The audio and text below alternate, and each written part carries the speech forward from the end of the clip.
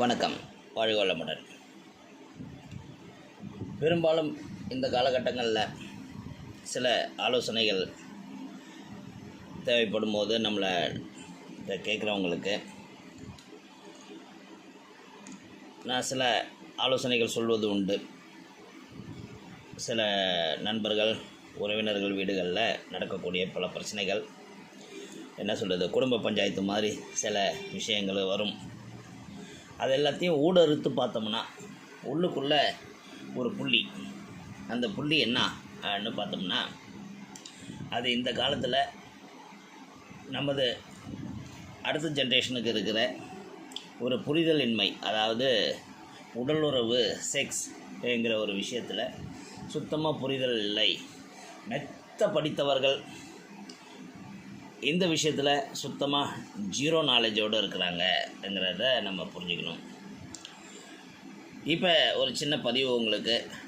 நம்ம சுற்றி இருப்பவர்களது வாழ்க்கையை கொஞ்சம் உற்று பார்த்தாலே செக்ஸ்ங்கிறது ஒரு தாம்பத்திய வாழ்க்கைக்கு எந்த அளவுக்கு தேவை, எந்த அளவு அது ஆட்டி படைக்கிறது என்பதை உணரலாம். நம்ம அப்படி செக்ஸ் இல்லாத ஒரு வாழ்க்கையை எந்த அளவுக்கு அது நார்மல் லைஃப்பில் முரண்பாடான ஒரு விஷயமாக அமையுங்கிறத விளக்கிறதுக்கு ஒரு சின்ன செய்தி சொல்லலாம் உங்களுக்கு. செக்ஸில் திருப்தி இல்லாத கணவனோ அல்லது மனைவியோ தங்கள் அதிருப்தியை வாய்விட்டு சொல்ல தெரியாமல் உள்ளுக்குள்ளேயே புழுங்குவார்கள். சின்ன சின்ன விஷயங்களுக்கு கூட சிடு சிடு என முகத்தை காட்டி கொண்டிருப்பார்கள். கணவன் அல்லது மனைவி செக்ஸில் காட்டும் விருப்பமின்மையால் அல்லது பொருத்தமின்மையால் அந்த ஜோடியில் இன்னொருவர் வெளியே துணை தேடும் அளவுக்கு பிரச்சனை விபரீதமாகுவதும் உண்டு. அதனால் ஏற்படும் சந்தேகங்கள், பிரச்சனைகள் அந்த தாம்பத்தியத்தையே ஒரு முடிவுக்கு கொண்டு வந்து விடுகிறது. ஒரு சின்ன எக்ஸாம்பிள், ஒரு ஊரில், ஒரு கிராமத்தில் நடந்த ஒரு சம்பவம்.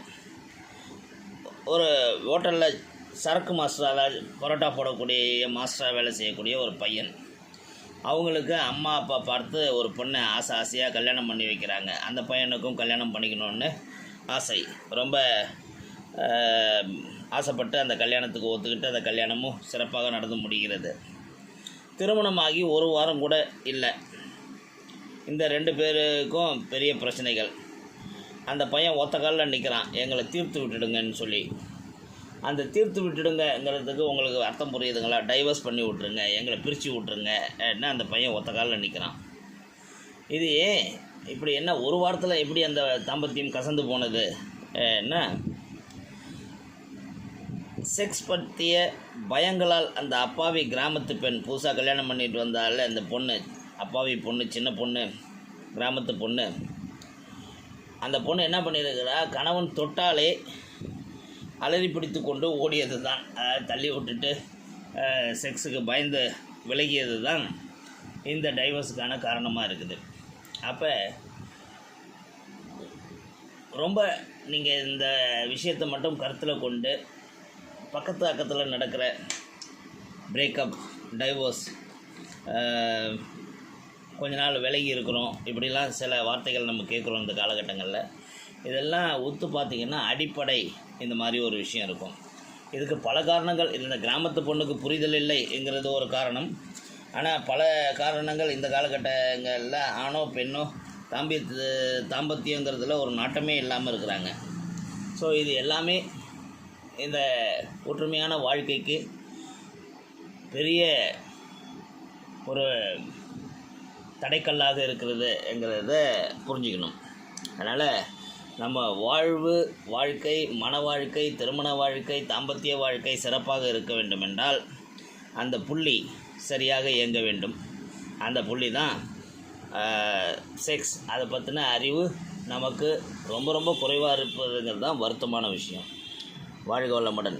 வருங்கால சந்ததிகளுக்கு சில நல்ல விஷயங்களை அந்த காலத்தில் திண்ணையில் உட்காந்துக்கிட்டு சொன்னாங்க. பாத்திரம் கழுவுற இடத்துல, குளிக்கிற இடத்துல பெரிய பெண்கள் சொல்லி கொடுத்தாங்க. ஆண்களுக்கு திண்ணையில் உட்காந்து சொல்லி கொடுத்தாங்க. அந்த மாதிரியான அறிவு கடத்தல் இப்போது இல்லைங்கிறது தான் இதை நம்ம யூடியூப்பில் சொல்ல வேண்டிய நிலைமை. வாழ்க வளமுடன்.